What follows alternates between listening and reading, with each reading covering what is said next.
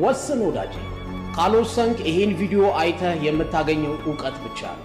ዕውቀት ደግሞ ምንም አይቀይርም። መድኃኒቱ እኮ ቦርሳዬ ውስጥ አለ አልዋጥኩትም እንደሚለው ሰውዬ ነው። መድኃኒቱን ካልዋጥከው መዳን የሚባል ነገር የለም። ስለዚህ መወሰን አለብህ።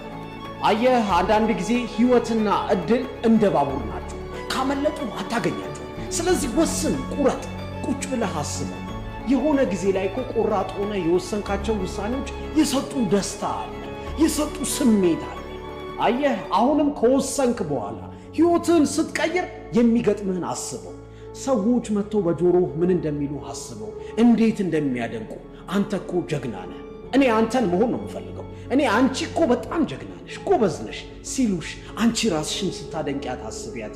ስትለወጪ በሕይወትሽ ውስጥ የሚኖርሽን ነገር በአይምሮሽ ሳይ ምን አይነት የተረጋጋ ሕይወት እንደሚኖርሽ፣ በምን አይነት መልኩ መንፈሳዊ ሕይወትሽ፣ የገንዘብ ሕይወትሽ፣ የሥራ ሕይወትሽ፣ ትምህርትሽ እንደሚቀየር አስቢ።